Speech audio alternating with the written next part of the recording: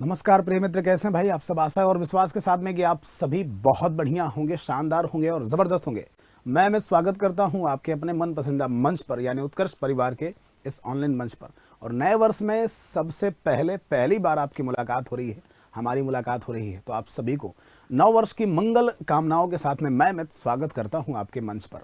प्यारे बच्चे, आप सभी का नव वर्ष शुभ हो, आप सभी का नव वर्ष शानदार हो, जबरदस्त हो। इसी मंगल कामनाओं के साथ में आइए क्लास की शुरुआत करते हैं।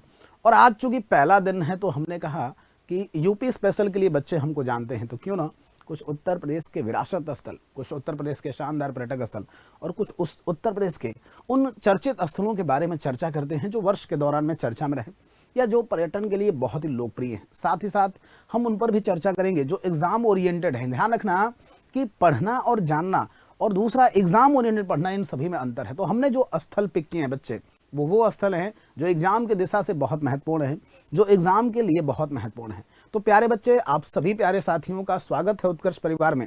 आइए आराम से पढ़िए और अगले 15-20 मिनट ध्यान से पढ़िएगा, नोट कर लीजिएगा। मैं तो कह रहा हूं, जैसे कल आपने जिस तरीके से वीडियो को प्यार दिया, उसके बाद से ही हमने सोचा कि ऐसे छोटे छोटे वीडियो आपके बीच में आते रहें ताकि आप पढ़ते रहें और मोटिवेट होते रहें।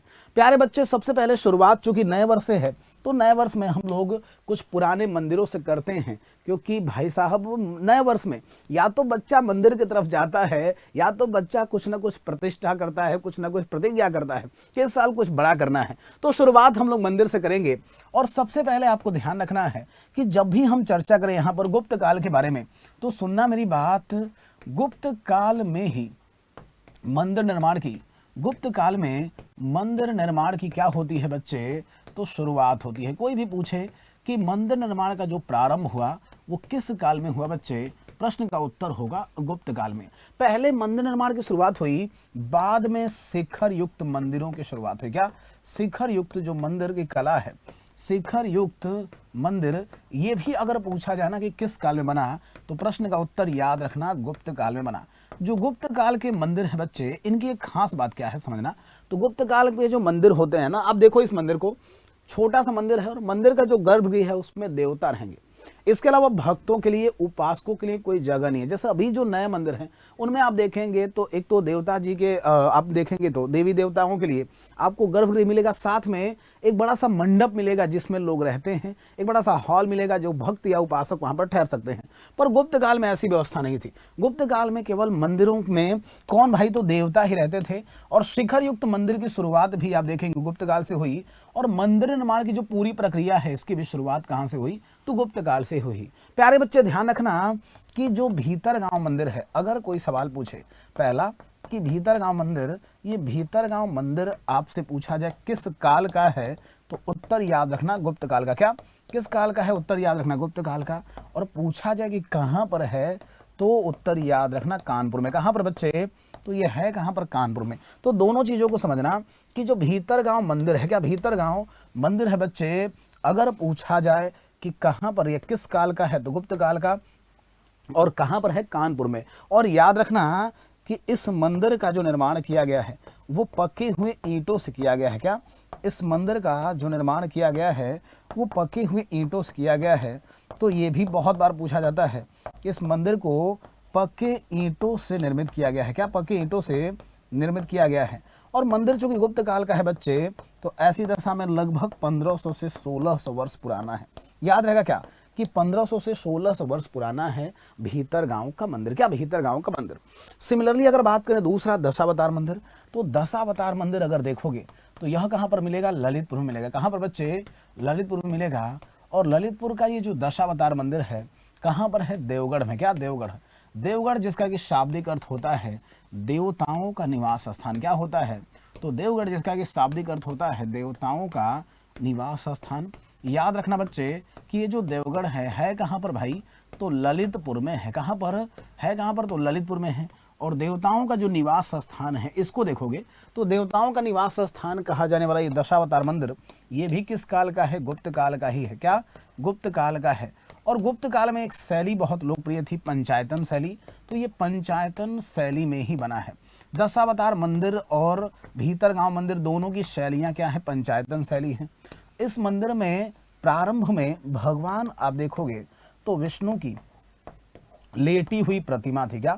भगवान विष्णु की लेटी हुई प्रतिमा थी। तो कोई सवाल पूछे कि साहब भगवान विष्णु की लेटी हुई प्रतिमा ये आपको कहाँ पर मिलेगी, तो भगवान विष्णु की सैया पर लेटी हुई जो प्रतिमा थी ना, वो यहीं पर आपको स्थित है। क्या यहीं पर आपको स्थित है? ध्यान रखना बच्चे कि इसमें 10 अवतार मंदिर यानी भगवान विष्णु जी के 10 अवतारों का उल्लेख है। इसका मतलब ये है कि दीवालों पर रामायण और महाभारत की कहानियां दिखाई देंगी। प्रश्न पूछा जाता है कि कौन सा मंदिर है जहां पर कि दीवालों पर रामायण और महाभारत की कहानियां दिखाई देंगी, तो प्रश्न का उत्तर होगा बच्चे कि दीवालों पर रामायण और महाभारत की जो कहानियां दिखाई देंगी ये भी यहीं पर दिखाई देंगे, ललितपुर के दशावतार मंदिर में। किस काल का है? तो गुप्त काल का है। और शैली एक बार फिर से याद रखेंगे, कौन सी? पंचायतन शैली। रामायण और महाभारत की कहानियां ये आपको दिखाई पड़ रही हैं इस मंदिर में। तो एक चीज ध्यान रखना कि इसके अलावा पूछा जाए तो यहाँ पर 31 जैन मंदिर भी हैं। प्रश्न पूछा जाता है कि बच्चे उत्तर प्रदेश का कौन सा शहर है जहां पर 31 जैन मंदिर हैं, तो प्रश्न का उत्तर होगा कि उत्तर प्रदेश का ललितपुर का जो दशावतार है, देवगढ़ में स्थित ये जो जगह है, ये 31 जैन मंदिरों के लिए बहुत लोकप्रिय है। तो भगवान विष्णु जी की लेटी हुई प्रतिमा मिलेगी, रामायण और महाभारत की कहानियां मिलेंगी, गुप्त काल में पंचायतन शैली में बना हुआ है और ललितपुर के देवगढ़ में देवताओं के निवास स्थान के नाम से लोकप्रिय है। आगे बढ़ेंगे बच्चे, राम मंदिर अयोध्या। क्योंकि अब बात जब हम विरासत स्थलों की बात करेंगे, बात जब धार्मिक स्थलों की बात करेंगे, तो राम मंदिर को स्किप ही नहीं कर सकते। प्यारे बच्चे, सबसे पहले कि कहां पर है? अयोध्या में है। कहां पर? अयोध्या में है। और ये जो नवनिर्मित राम मंदिर है ना, याद रखना कि अयोध्या में है, सरयू नदी के तट पर है। क्या बच्चे? सरयू नदी के तट पर है। रिसेंट में चर्चा में इसलिए रहा क्योंकि 22 जनवरी 2024 को 22 जनवरी 2024 को मंदिर की प्राण प्रतिष्ठा की गई। क्या भाई?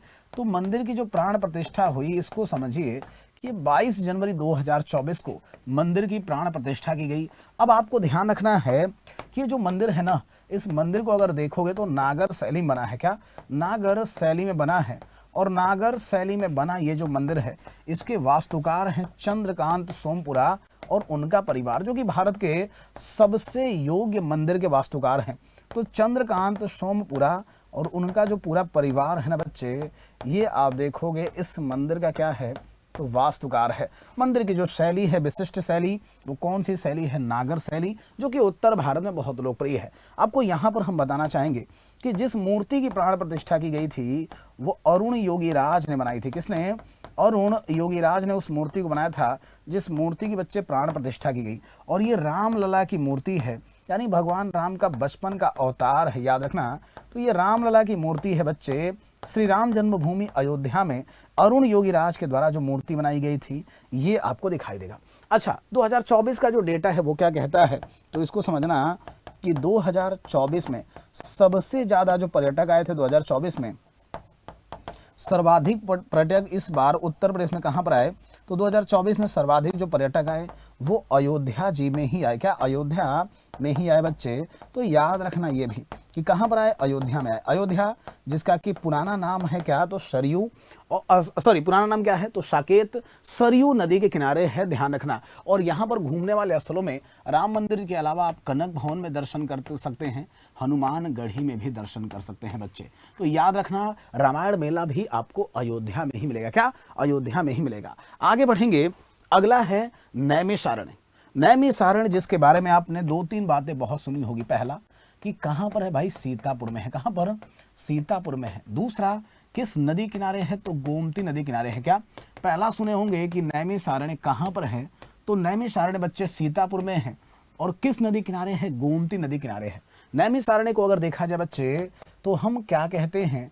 88,000 ऋषि मुनियों की तपोभूमि कहते हैं। क्या? 88,000 ऋषि मुनियों की तपोभूमि अगर कोई पूछ ले तो याद रखना 88,000 ऋषि मुनियों की जो तपोभूमि है ये कहलाता है क्या?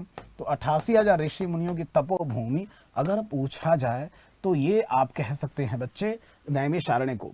88,000 ऋषि मुनियों की तो तपोभूमि है ही, लेकिन 30,000 तीर्थों के बराबर यहाँ पर तीर्थ के आप देखोगे तो 30,000 तीर्थों के बराबर इस तीर्थ को करने से लाभ मिलता है, इसलिए इसको 30,000 तीर्थों का तीर्थ भी कहते हैं। और महर्षि दधीची का आश्रम भी आपको यहीं पर मिलेगा। अगर कोई पूछ ले कि महर्षि दधीची का आश्रम कहाँ पर है, तो नैमिषारण्य में है। अगर कोई पूछ ले 30,000 तीर्थों का, तीर्थ किसको कहते हैं, नैमिषारण्य को कहते हैं। अगर कोई पूछ ले 88,000 ऋषि मुनियों की जो तपोभूमि है वो कौन सी है, तो ये भी हो जाएगी नैमिषारण्य। सीतापुर में है और गोमती नदी किनारे है। क्या, गोमती नदी किनारे है। सवाल अगर इस तरीके से चेंज करें कि उत्तर प्रदेश में जो पहली सत्यनारायण भगवान की कथा हुई थी वो कहाँ पर हुई थी, तो उत्तर प्रदेश में प्रथम सत्यनारायण भगवान की जो कथा हुई थी ना बच्चे, पहली सत्यनारायण भगवान की कथा हुई थी, ये भी कहाँ पर हुई थी, तो यूपी में जो पहली सत्यनारायण भगवान की कथा है ये आपको कहाँ पर दिखाई देगी, तो यूपी में पहली जो सत्यनारायण भगवान की कथा है ये भी आपको दिखाई देगी इस नैमिषारण्य में ही। याद रहेगा क्या, जल्दी से बता दो। नैमिषारण्य के बारे में हमने इतनी चीजें आपको बता दी। बहुत सारे बच्चे यहाँ पर अगर देखेंगे इसको तो देखते हुए समझना कि नैमिषारण्य में ही पहली जो सत्यनारायण भगवान की कथा हुई थी। आगे बढ़ेंगे, अगला है ताजमहल। अब ताजमहल चूंकि धार्मिक स्थलों के बाद से हमारे जो लोकप्रिय पर्यटक स्थल हैं उसको तो बताना भाई आवश्यक ही है। ताजमहल की बात करें तो सबसे पहले आगरा में है। कहाँ पर है भाई, आगरा में है और यमुना नदी के दाएं तट पर स्थित है। क्या यमुना नदी के दाएं तट पर स्थित है, क्या यमुना नदी के दाएं तट पर स्थित है, तो ये भी ध्यान रखना कि ताजमहल यमुना नदी के दाएं तट पर स्थित है। दूसरा याद रखना कि जो ताजमहल है आगरा में है और शाहजहां ने इसको बनवाया था। क्या, शाहजहां ने इसको बनवाया था, शाहजहां ने बनवाया था। यूनेस्को के अनुसार 1632 से 1648 के मध्य इसका निर्माण किया गया, जबकि कुछ अन्य स्रोतों में आप देखोगे तो ये 1632 से 1653 दिखाई पड़ता है। तो ये अन्य स्रोत के अनुसार है, लेकिन यूनेस्को के अनुसार में ये डेटा आपको मिलता है। जो ताजमहल है ये अपनी प्रिय बेगम अर्जुमंद बानो बेगम की याद में बनाया गया था। अर्जुमंद बानो बेगम की याद में बना था, अर्जुमंद बानो बेगम की याद में बना था और उन्हीं को हम लोग सामान्यतः मुमताज महल कहते हैं। तो इन्हीं की याद में बना था बच्चे, मुमताज महल की याद में बना था, याद में बना था। और इसके जो वास्तुकार थे यह मिलते हैं उस्ताद अहमद लाहौरी। यहाँ पर ध्यान रखना है कि उस्ताद जो अहमद लाहौरी हैं बच्चे, इन्होंने ताजमहल के अलावा लाल किले को भी डिज़ाइन किया था। तो जो वास्तुकार हैं उनका नाम क्या है, तो वास्तुकार हैं आप देखेंगे ताजमहल के उस्ताद अहमद लाहौरी। क्या, उस्ताद अहमद लाहौरी, उस्ताद अहमद लाहौरी आपको दिखाई देंगे। और यहाँ पर जो ध्यान रखना कि जो संगमरमर का इस्तेमाल किए गए हैं वो संगमरमर कहाँ से लाया गया था, तो जो संगमरमर आपको दिखाई पड़ेगा वो मकराना से लाया गया था। यानी कि संगमरमर जो यहाँ पर मिलेगा, जो यूज़ था वो मकराना से लाया गया था। और ये जो मकराना है कहाँ पर है, राजस्थान में है। तो राजस्थान के मकराना से यहाँ पर संगमरमर लाए गए थे। ताजमहल की अगर हम बात करें तो याद रखना कि जो ताजमहल है बच्चे 108 फीट ऊंचा है और 1983 में इसको विश्व धरोहर स्थल बनाया गया और भारत का पहला विश्व धरोहर स्थल है। कब बनाया गया इसको, तो 1983 में बना। तो ये 1983 में इसको विश्व धरोहर स्थल बनाया गया, विश्व धरोहर स्थल बनाया गया बच्चे। और याद रखना कि ये जो 1983 में विश्व धरोहर स्थल है इसको अगर देखा जाए तो दुनिया के 7 अजूबों में भी शामिल है। क्या, दुनिया के 7 अजूबों में भी शामिल है। याद रहेगा क्या। आगे बढ़ते हैं, अगला है कलिंजर का दुर्ग। कलिंजर का दुर्ग मत कहिए इसको, कलिंजर का अपराजय दुर्ग कहिए। जिसने भी पराजित किया है भाई वो थोड़ा बहुत तो यहाँ पर लड़खड़ाया है। कई तो लड़खड़ाए भी हैं और कई तो शहीद भी हो गए हैं। उनमें से एक तो आप जानते ही होंगे, शेर शाह सूरी। इनका जो अंतिम अभियान था 1545 में यहीं पर दिखाई पड़ता है। तो सबसे पहले कलिंजर का जो अपराजय दुर्ग है ये कहाँ पर है भाई, बांदा में है। कहाँ पर, बांदा में है। ये जो बांदा क्षेत्र था एग्जैक्टली जेजाक भुक्ति के अंतर्गत आता था और जेजाक भुक्ति हम कहते हैं बुंदेलखंड को। किसको, बुंदेलखंड को। याद रखना बच्चे कि ये जो कलिंजर का दुर्ग है, क्या ये जो कलिंजर का दुर्ग है इसके बारे में आप समझिए कि कलिंजर का दुर्ग चंदेलों ने बनवाया था। किसने, चंदेलों ने इसका निर्माण करवाया था, चंदेलों ने इसका निर्माण करवाया था।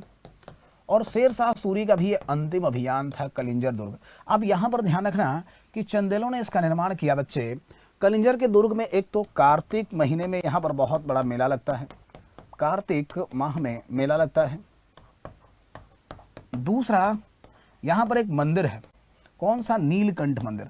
जो नीलकंठ मंदिर है भगवान शिव को समर्पित है। कहा जाता है कि समुद्र मंथन के समय जो विष निकला था उसको पीने के बाद आप देखेंगे तो यहीं पर भगवान शिव ने कुछ समय तक विश्राम किया था, जिसकी वजह से नीलकंठ जो मंदिर है ये बहुत ही लोकप्रिय है। पूछा जाता है कि साहब जो नीलकंठ मंदिर है ये आपको याद रखना है कहाँ पर है, तो यहीं पर है। साथ में अगर शेरशाह सूरी का अंतिम अभियान अगर पूछ रहे तो 1545 में शेरशाह सूरी का जो अंतिम अभियान था ये भी क्या था, तो शेरशाह सूरी का अंतिम अभियान था कलिंजर दुर्ग। याद रहेगा क्या कि शेरशाह सूरी का जो अंतिम अभियान है ये भी कौन सा है, तो कलिंजर जो दुर्ग है बच्चे, इसको हम कहते हैं शेरशाह सूरी का अंतिम अभियान। चलो अब चलते हैं आगे और अगला यहाँ पर हम लोग टॉपिक पढ़ते हैं। अगला क्या है, अगला है फतेहपुर सीकरी। क्या बच्चे, फतेहपुर सीकरी आगरा से 40 किलोमीटर दूर है। ठीक बात है, आगरा से 40 किलोमीटर दूर है ये पर्यटक स्थल। दूसरा, शेख सलीम चिश्ती के सम्मान में बनाया गया था। किसके सम्मान में, तो शेख सलीम चिश्ती के सम्मान में बनाया गया था बच्चे, शेख सलीम चिश्ती के सम्मान में बनाया गया था। शेख सलीम चिश्ती के सम्मान में बना था, है ना, शेख सलीम चिश्ती के सम्मान में बना था। फतेहपुर सीकरी आगरा से 40 किलोमीटर दूर है और शेख सलीम चिश्ती के सम्मान में बना है। प्यारे बच्चे यहाँ पर ध्यान रखना कि इसका निर्माण किसने करवाया था, तो अकबर ने बनवाया था। अकबर ने बनवाया था और इसके वास्तुकार जो थे, इसके जो डिजाइनर थे वास्तुकार, यह कौन थे, तो इसके वास्तुकार थे बहाउद्दीन, है ना। बहाउद्दीन इस पूरी संरचना के वास्तुकार मिलेंगे, ध्यान रखना इस बात को। और ये जो फतेहपुर सीकरी है बच्चे, यहाँ के कुछ आकर्षक अगर स्थलों को देखेंगे तो जैसे जोधाबाई का महल है, जोधाबाई का महल है, बिरबल का महल है, बिरबल का महल है, महल है। इसी तरीके से शेख सलीम चिश्ती का मकबरा है, शेख सलीम चिश्ती का मकबरा है, मकबरा है। पंचमहल अगर आप देखे होंगे तो पंचमहल भी यहाँ पर मिलेगा। पंचमहल जो कि बौद्ध स्मारक से प्रेरित बताया जाता है, ये पंचमहल आपको ध्यान रखना है। इसी तरीके से दीवान ए आम, दीवान ए खास और हिरण मीनार। क्या चाहे आपसे दीवान ए आम पूछ ले या दीवान ए खास पूछ ले, दीवान ए आम या फिर दीवान ए खास या फिर हिरण का आप देखेंगे तो हिरण का आप देखेंगे। हिरण क्या था बच्चे, तो ये जो हिरण जगह जिसकी हम चर्चा कर रहे हैं ना, ये आपको दिखाई देगा। अकबर ने अपने प्रिय हाथी की याद में यहाँ पर इसको बनवाया था, जिसको कि हम सामान्यतः हिरण मीनार कहते हैं। क्या, हिरण मीनार कहते हैं, याद रखना। तो ये भी अगर आपसे पूछा जाए भाई हिरण मीनार, ये भी आपको ध्यान रखना है कि हिरण मीनार कहाँ पर है, तो यहाँ पर मिलेगा इसमें, है ना। और दूसरा याद रखना कि ये जो जगह है ना, 1986 में आप देखोगे 1986 में इसको विश्व धरोहर स्थल बनाया गया। यूपी में 3 ही विश्व धरोहर स्थल हैं। एक तो आप देखोगे ताजमहल जो पीछे पड़ के आ रहे हैं, दूसरा हमने फतेहपुर सीकरी बताया और तीसरा हमने क्या बताया, तो तीसरा भी आगे बताएंगे आगरा का किला। बुलंद दरवाजा है बच्चे, बुलंद दरवाजा को गुजरात विजय के उपलक्ष्य में बनाया गया था। दरअसल फतेहपुर सीकरी ही जिसका अर्थ ही होता है विजय की नगरी। क्या होता है, विजय की नगरी। तो ये थोड़ा सा ध्यान रखना। आगे बढ़ते हैं, अगला है आगरा का किला। आगरा का किला अगर हम बात करें बच्चे, तो इसको भी किसने बनवाया था, अकबर ने बनवाया था। आगरा का किला अकबर ने बनवाया था। किसने, तो अकबर ने बनवाया था। आप देखोगे तो ये मुगल शासकों का निवास स्थान है। क्या है, तो ये मुगल शासकों का निवास स्थान है, मुगल शासकों का निवास स्थान है। मुगल शासकों का क्या है भाई, निवास स्थान है। और यहां पर थोड़ा सा समझना कि मुगल शासक निवास करते थे। ये जो आगरा का किला है बच्चे, लाल बलुआ पत्थरों से बनाया गया है। किससे, तो लाल बलुआ पत्थरों से बनाया गया है और इसलिए इसको आगरा का लाल किला भी कहते हैं। तो लाल बलुआ पत्थर से निर्मित है और इसको आगरा का लाल किला भी कहते हैं। अगर सवाल पूछा जाए कि यूपी में लाल किला कहाँ पर है, आपको याद रखना है आगरा में है। कहाँ पर, आगरा में है। 1566 में कासिम खान ने इसको बनवाया था। किसने, इसके जो वास्तुकार थे ना आगरा के किले का, वो थे कासिम खान, जिन्होंने कि 1566 में इसको बनवाया था, कासिम खान। और इन्होंने बनवाया था 1566 में। कब? 1566 में। इस किले के बाद ही अकबर ने इलाहाबाद में भी एक किला बनवाया, प्रयागराज में भी एक किला बनवाया, ध्यान रखिएगा। तो ये आगरा का किला है बच्चे, मुगल शासकों का निवास स्थान है। दूसरी तरफ अगर देखा जाए तो यहाँ पर जो एतमाद-उद-दौला का मकबरा है ये नूरजहां ने बनवाया था। किसने? नूरजहां ने बनवाया था। 1626 से 1628 के मध्य बना था ये, आप देखोगे तो नूरजहां के द्वारा बनाया गया। उनके पिता मिर्जा गयास बेग, इनकी याद में बनाया गया था। किसके याद में? तो मिर्जा गयास बेग की याद में बनाया गया था और उन्हीं को एतमाद-उद-दौला कहते थे। तो मिर्जा गयास बेग की याद में इसको बनवाया गया था बच्चे। और याद रखना ये जो एतमाद-उद-दौला का मकबरा है अगर देखा जाए तो इसको बेबी ताज कहते थे। क्या कहते थे? बेबी ताज कहते थे। याद रखना, बेबी ताज कहते थे। और दूसरा, ये मुगल काल की पहली इमारत है जहां पर पित्रा-दुरा तकनीक का इस्तेमाल हुआ था। कौन सी? तो एक तकनीक थी पित्रा-दुरा तकनीक। पित्रा-दुरा तकनीक क्या होती है? तो पत्थरों पर, क्या भाई? पत्थरों पर हीरे मोती जड़ना, इसी को पित्रा-दुरा तकनीक कहते हैं। मुगल काल की पहली इमारत थी जिस पर कि पित्रा-दुरा तकनीक का इस्तेमाल किया गया था, वो आपको ये दिखाई देगी, एतमाद-उद-दौला का जो मकबरा है। और इसको बेबी ताज कहते हैं। क्या कहते हैं? बेबी ताज कहते हैं बच्चे, ध्यान रखना, याद रहेगा क्या? चलो, और साथ में मुगल काल की पहली इमारत थी जो पूरी तरीके से सफेद संगमरमर बनी थी। ये डेटा भी हमें याद रखना है। अगला है रूमी दरवाजा। रूमी दरवाजा जिसके बारे में आप पढ़े होंगे कि साहब 1783-84 में जो अवध के नवाब थे आसफ-उद-दौला, उन्होंने बनवाया था। क्या? आसफ-उद-दौला ने इसका निर्माण करवाया था। आसफ-उद-दौला ने इसका निर्माण करवाया था। आसफ-उद-दौला ने इसका निर्माण करवाया था। कहां पर है रूमी दरवाजा? तो लखनऊ में है। कहां पर है? लखनऊ में है। और इसको तुर्किश गेट भी कहते हैं। क्या? इसको तुर्किश गेट भी कहते हैं। तुर्किश गेट भी कहते हैं प्यारे, तुर्किश गेट भी कहते हैं। याद रखना, यहाँ पर जो तुर्किश गेट है रूमी दरवाजा जिसके बारे में हम चर्चा कर रहे हैं, रोजगार के उद्देश्य से, क्या बच्चे? तो रोजगार के उद्देश्य से इसको बनवाया गया था। यानी शासक राजा के समय में, आसफ-उद-दौला के समय में अकाल पड़ गया था तो लोगों को रोजगार देने के लिए इस गेट को बनवाया गया। क्या? लोगों को रोजगार देने के लिए इस गेट को बनवाया गया। और रूमी दरवाजा की अगर हम बात करें तो ये आप देखोगे यहाँ पर जो मछलियाँ हैं ना, ये आपको उत्तर प्रदेश सरकार का जो लोगो है उसके प्रतीक चिन्ह में दिखाई देंगे, है ना। उत्तर प्रदेश सरकार का जो प्रतीक चिन्ह है वहाँ पर आपको ये दिखाई देंगी। तो ये भी थोड़ा सा ध्यान रखना कि उत्तर प्रदेश सरकार का जो प्रतीक चिन्ह है उसके लोगों में जो मछलियाँ दिखाई दे रही हैं वो तुर्किश गेट में ही मिलेंगी, यानी कि यहीं पर मिलेंगी। आसफ-उद-दौला इन्होंने 1783-84 में ही एक बड़ा इमामबाड़ा के नाम से आप देखोगे तो स्थल का निर्माण करवाया जिसको कि भूल भुलैया कहते हैं। लखनऊ का एक शानदार पर्यटक स्थल है। तो चाहे बड़ा इमामबाड़ा पूछ ले या फिर यहाँ पर पूछ ले क्या रूमी दरवाजा, दोनों याद रखना है आसफ-उद-दौला से संबंधित था। और ये भी याद रखना है कि ये जो आसफ-उद-दौला कि अगर हम बात कर रहे हैं रूमी दरवाजा की 60 से 62 फीट इसकी ऊंचाई है। क्या?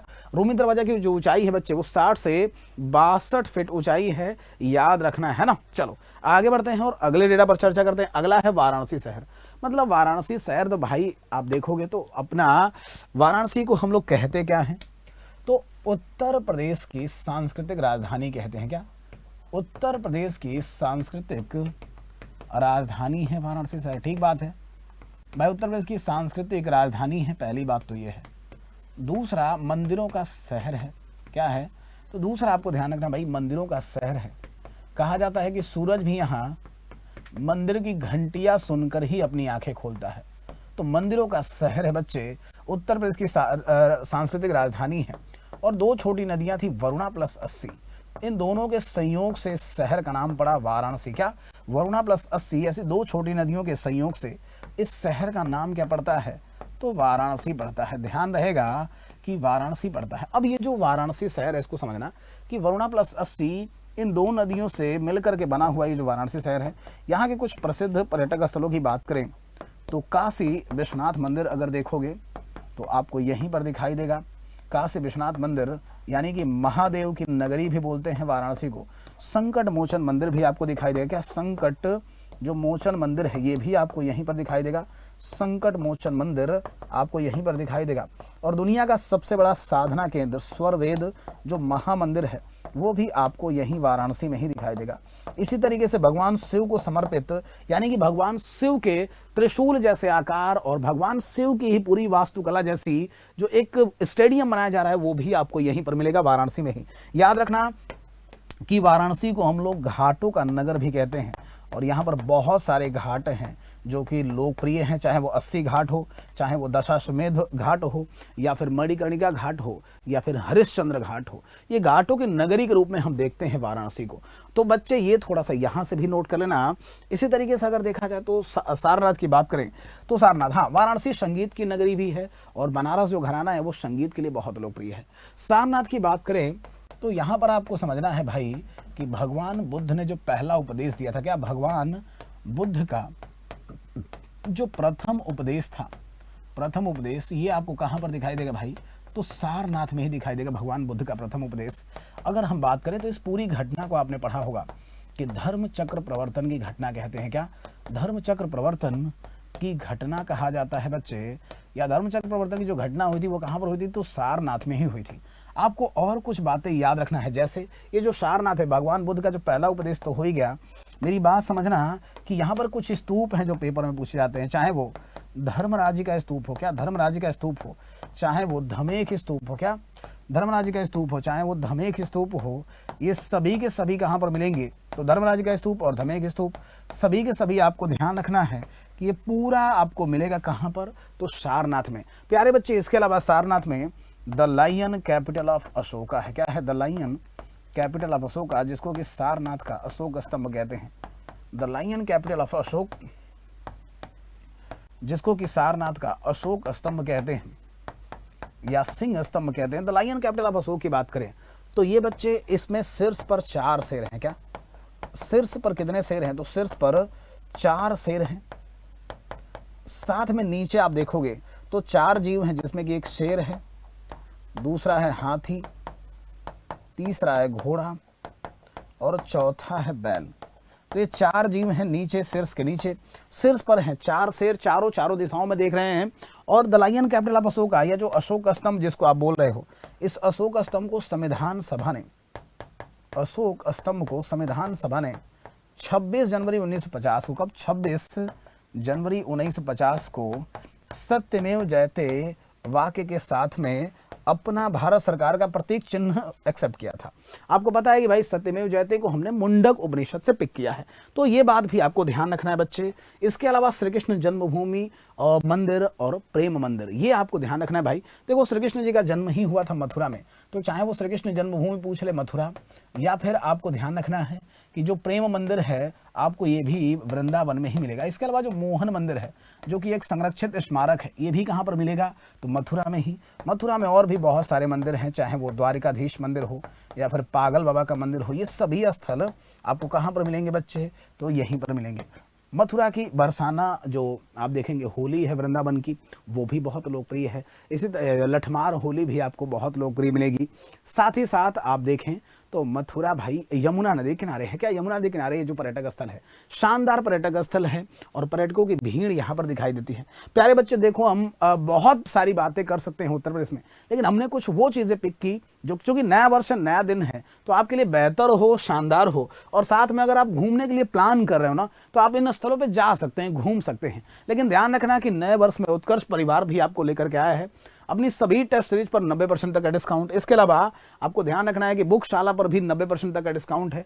सभी ऑनलाइन कोर्सेज पर भी 90% का डिस्काउंट है, जो कि 28 दिसंबर से कब तक रहेगा? तो 31 दिसंबर तक रहेगा। लेकिन अगर आपने प्राइम कोर्स लिया है ना, तो इस प्राइम कोर्स पर 10% तक की एक्स्ट्रा वैलिडिटी भी और मिलने वाली है। साथ में अगर आप चाहते हैं कि डेट बढ़ जाए, अपना जो कोर्स है उसकी वैलिडिटी बढ़ाना चाहते हैं, तो वहां पर भी 10% तक का डिस्काउंट है। तो ये बच्चे थोड़ा सा ध्यान रखिएगा। ये सारी चीजें जो मैं थियरी आपको पढ़ा रहा हूँ, चाहे कल पढ़ाया हूँ या आज पढ़ाया हूँ, इसको डिटेल में कहाँ पर पढ़ना है? तो इसको डिटेल में पढ़ना है यहाँ पर संगम 2.0 पर। और संगम 2.0 इन दिनों चल रहा है। कुछ टॉपिक इसमें हमने पढ़ाए हैं, जो बच्चा पढ़ा होगा उससे पूछिएगा तो वो आपको बताएगा कि कंटेंट किस प्रकार का है और जो अध्यापक है उनका इंटेंट किस प्रकार सा है। तो बच्चे आप यहाँ पर जुड़ करके अब पूरी थियरी आराम से पढ़ सकते हैं, चीज़ों को समझ सकते हैं, नोट कर सकते हैं, क्योंकि इसमें हमने थियरी के साथ साथ में जब टॉपिक समाप्त हो रहा है तो क्वेश्चन भी करा रहे हैं प्रीवियस ईयर के कि 2022 में कैसे प्रश्न बने, 2023 में कैसे प्रश्न बने और 2024 में कैसे प्रश्न बने। तो आशा करते हैं कि आपको ये सारी बातें समझ में आई होंगी बच्चे। और अगर सेशन पसंद आया हो तो लाइक कर देना, शेयर कर देना, अपने दोस्तों को, मित्रों को, साथियों को, सभी को दिखा देना कि भाई ये जो कंटेंट है और ये जो मामला है पूरा है। और अगर आज आपको ये वीडियो पसंद आई होगी तो कल भी हमने एक वीडियो बनाया था विश्व के कुछ पर्यटक स्थलों के बारे में, जो भी पेपर ओरिएंटेड था, तो उसको भी देख लेना। अपना ख्याल रखो। आप सभी का नव वर्ष मंगलमय हो प्यारे बच्चे। आपसे मिलते रहेंगे इस नए वर्ष में भी हंसते मुस्कुराते हुए चेहरों के साथ। आप भी हंसते रहिए, मुस्कुराते रहिए और अपने सपनों को साकार करिए। बहुत बहुत धन्यवाद।